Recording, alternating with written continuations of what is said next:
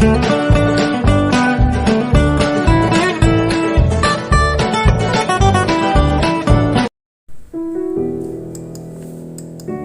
देवता YouTube channel में आप सभी का स्वागत है। मैं अंकित सक्सेना आप लोगों का तहे दिल से स्वागत करता हूँ, ढेरों ढेरों वेलकम करता हूँ, क्योंकि एमएस वर्ड की सीरीज में हम लोग आगे बढ़ते जा रहे हैं। तो आज की इस वीडियो में हम लोग क्या सीखेंगे, बहुत नया कुछ सीखने वाले हैं।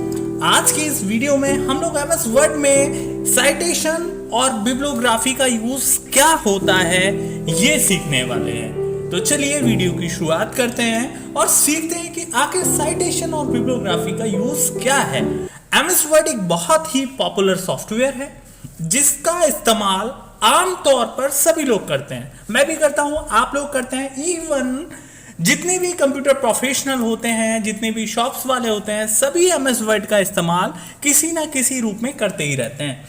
कोई एमएस वर्ड में रिज्यूम बनाता है तो कोई एमएस वर्ड में बुक टाइप करता है या कोई और किसी काम के लिए एमएस वर्ड का इस्तेमाल करता है।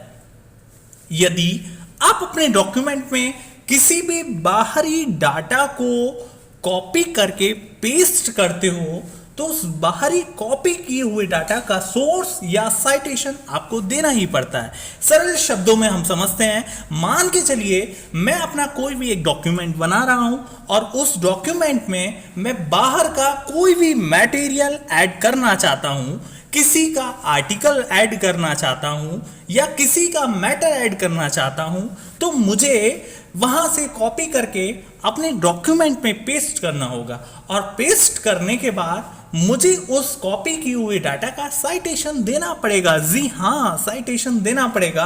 तो साइटेशन और बिब्लियोग्राफी की मदद से आप अपने डॉक्यूमेंट में बाहर से कॉपी किए हुए डाटा को डिफाइन कर सकते हैं। तो चलिए हम आपको ये सब करके दिखाते हैं। हम लोग जल्दी से एमएस वर्ड खोल लेते हैं और एमएस वर्ड खोलने के बाद आपको साइटेशन और बिब्लियोग्राफी का यूज करना सिखाते हैं। मान के चलिए एमएस वर्ड में मैंने अपना एक डॉक्यूमेंट बना रखा है जो आपको आपके मोबाइल या कंप्यूटर की स्क्रीन पर दिखाई दे रहा होगा।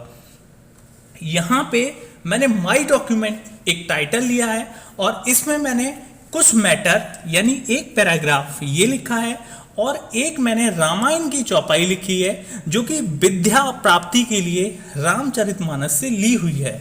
तो अब ये दोनों डाटा यानी एक ऊपर वाला पैराग्राफ और एक नीचे वाली चौपाई जो कि मैंने अपने डॉक्यूमेंट में इस्तेमाल की हुई है और ये मैंने एक्सटर्नली ली है, ये मैंने खुद नहीं लिखी है, ये मैंने बाहर से कॉपी करी हुई है। बाहर से मैं इसको कॉपी करके अपने डॉक्यूमेंट में लेकर आया हूँ। तो इसको डिफाइन करने के लिए कि एक्चुअलिटी में ये डाटा मैंने कहाँ से उठाया है, हम लोग रेफरेंस टैब के साइटेशन और बिब्लियोग्राफी का यूज करते हैं। तो चलिए शुरू करते हैं। अब मैं ये जो मेरा पैराग्राफ है जिसको मैं एक वेबसाइट से उठाकर लाया हूँ, इसका साइटेशन और बिब्लियोग्राफी मैं आप लोगों को करके दिखाता हूँ। उसके लिए मुझे यहाँ रेफरेंस पे क्लिक करना होगा और रेफरेंस पे क्लिक करने के बाद आप लोग देख पा रहे होंगे मैंने यहाँ पे रेफरेंस पे क्लिक करा। रेफरेंस पे क्लिक करने के बाद ये जो ऑप्शन है आपके सामने साइटेशन और बिब्लियोग्राफी, आपको इसी का इस्तेमाल करना है। रेफरेंस में जाकर के आपको सबसे पहले इंसर्ट साइटेशन पे क्लिक करना है और इंसर्ट साइटेशन पे जाकर के आपको ऐड न्यू सोर्स पर क्लिक करना है। ऐड न्यू सोर्स पर जैसे ही आप क्लिक करेंगे तो आपके सामने एक इस तरीके का एक सोर्स का एक बॉक्स ओपन हो जाएगा जहां पर आपको सबसे पहले सोर्स का टाइप डिफाइन करना पड़ेगा कि आपका सोर्स जो है वो क्या है। अब जैसे मैंने यहां पर जो लिया, जो पहला वाला पैराग्राफ लिया, वो एक मैं वेबसाइट से लेकर आया हूं। यानी ये वाला जो मैंने पैराग्राफ लिया है ये मैं एक वेबसाइट से लेकर आया हूं। तो यहाँ टाइप ऑफ सोर्स में आप अपने हिसाब से जहां से आप इसका सोर्स लेकर आए हैं उसको आप चूज करेंगे। तो मैं टाइप ऑफ सोर्स में यहाँ पे वेबसाइट को चूज कर लेता हूँ अब जैसे ही मैंने वेबसाइट को चूज करा, वो पूछ रहा है ऑथर। आपकी जानकारी के लिए मैं पहले दिखा देता हूं कि मैंने ये डाटा कहां से लिया है। हमारी एक यूजीएमसी फाउंडेशन की साइट है जहां से मैंने ये वाला पैराग्राफ कॉपी करके अपने डॉक्यूमेंट में पेस्ट करा है। तो ये साइट है यूजीएमसी। अब हमें इसी की डिटेल अपने इस साइटेशन वाले जो पार्ट है उसमें भरना है। तो सबसे पहले ऑथर में मैं डाल देता हूं UGMC foundation. Name of the web page का नाम क्या है? वेब पेज का नाम है होम पेज। और ईयर असिस्ट, कब आपने ये सब लिया, डाटा लिया, कौन से महीने में लिया, कौन से डे में लिया, ये अगर आपको याद है तो आप भर दीजिए, अदरवाइज इसको ब्लैंक भी छोड़ सकते हैं। यूआरएल यानी कौन सी वेबसाइट से आपने डाटा को लिया, तो मैं यूआरएल लिख देता हूं www.ugmc.co.in।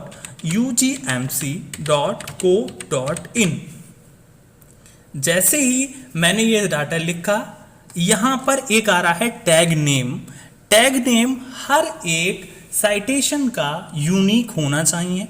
बाय डिफॉल्ट ये हमें दे देता है कुछ ना कुछ, तो यहाँ पर उसने हमें जो दिया है वो यूजीएम करके दिया है। मैं यहाँ पे पीछे यूजीएमसी और लगा देता हूँ, तो ये मेरा टैग नेम हो गया। तो यहाँ पे जो टाइप ऑफ सोर्स है, मैंने उसकी डिटेल यहाँ भर ली है।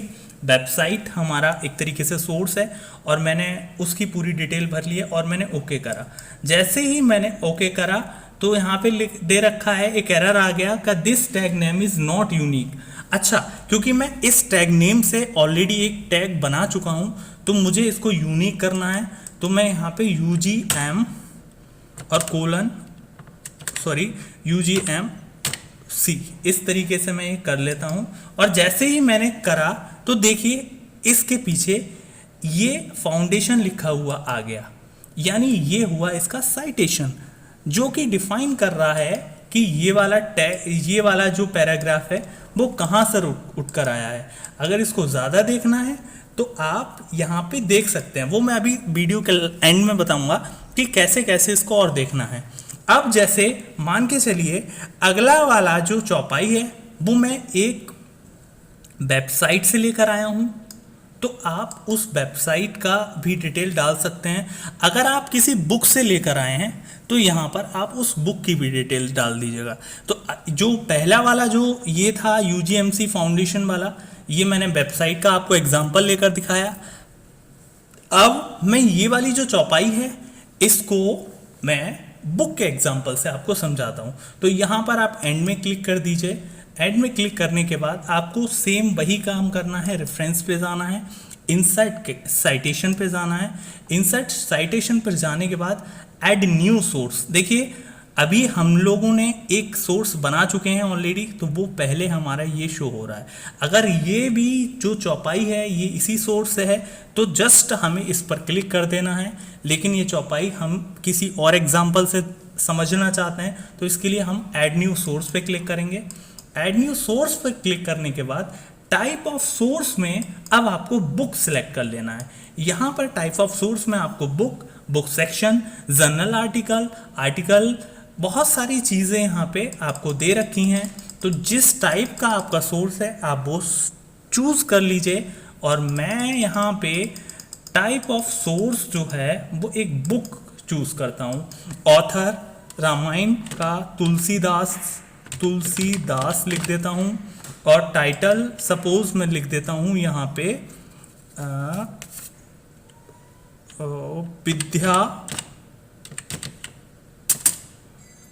विद्या चौपाई। आप इसको हिंदी में भी लिख सकते हैं, मैंने यहाँ पे इंग्लिश में लिखा है, अगर आप चाहें तो आप इसको हिंदी में भी लिख सकते हैं। ईयर और पब्लिशर अगर आपको याद हो तो आप यहाँ पे ईयर और पब्लिशर भी लिख सकते हैं। और यहाँ पे देखो उसने टैग नेम TUL लिया है और यहाँ पे आप ओके कर दीजिए। जैसे ही आपने ओके करा तो देखिए यहाँ पर क्या हुआ, यहाँ पर इसका साइटेशन लिखा हुआ आ गया।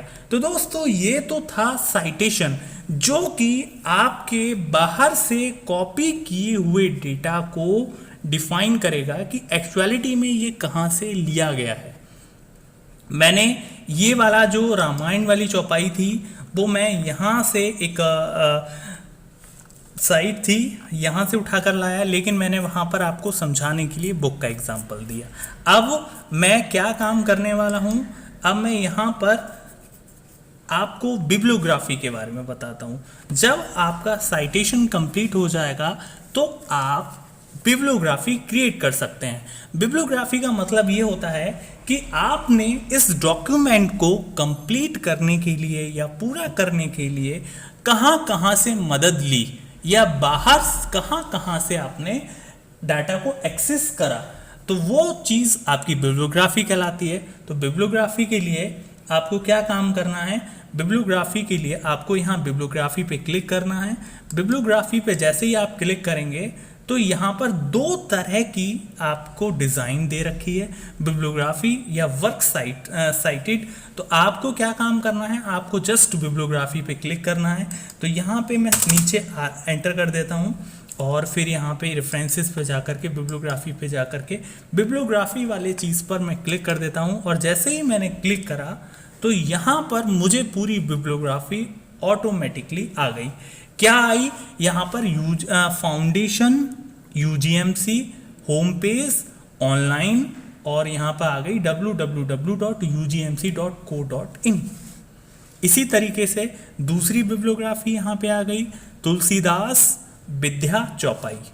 तो दोस्तों ये तो था आपका साइटेशन और बिब्लियोग्राफी। शायद आप इसको समझ गए होंगे कि साइटेशन और बिब्लियोग्राफी का एमएस वर्ड में क्या यूज़ है। यहाँ पर और भी ऑप्शंस हैं, ये आपकी स्टाइल्स हैं। स्टाइल से आप इसका जो लिखने का तरीका है, जो फॉन्ट का तरीका है, वो यहाँ पे कुछ सेट है, कुछ अलग अलग स्टाइल में। तो आप अपनी स्टाइल को चेंज करके इसको भी चेंज कर सकते हैं। देखिएगा अभी यहाँ पर बिब्लियोग्राफी आपको इस तरीके से दिखाई दे रही है, ठीक है। अब मैं यहाँ पे स्टाइल में यहाँ चेंज कर देता हूँ तो देखिएगा क्या हुआ, फॉन्ट चेंज हो गया। अगर मैं इसकी स्टाइल और चेंज कर देता हूँ तो देखिएगा बहुत सारे और चेंजेस हो गए। तो ये क्या है, ये सारे के सारे चेंजेस हैं जो कि एक स्टाइल में है। तो जिस हिसाब से आपको जो स्टाइल पसंद है वो आप स्टाइल में चूज़ कर सकते हो। मैनेज सोर्सेज में जा कर के आप अपनी सोर्सेज को भी मैनेज कर सकते हो। ये आपकी करंट लिस्ट है, इसमें आप एडिट भी कर सकते हो, इसमें आप डिलीट भी कर सकते हो। तो इस तरीके से आप अपनी सोर्सेज को भी मैनेज कर सकते हो। और यहाँ पे हमारा पूरा का पूरा साइटेशन और बिब्लियोग्राफी कंप्लीट हुआ। आई होप आपने इसको बहुत बेहतर तरीके से समझा होगा। अगर आपने हमारे चैनल को अभी तक सब्सक्राइब नहीं करा तो देर मत करो और जल्दी से जल्दी हमारे चैनल को सब्सक्राइब कर दो, क्योंकि हमारे चैनल में आपको एमएस वर्ड की ढेरों ट्यूटोरियल वीडियो मिलेंगी। Thank you and thank you for watching my videos.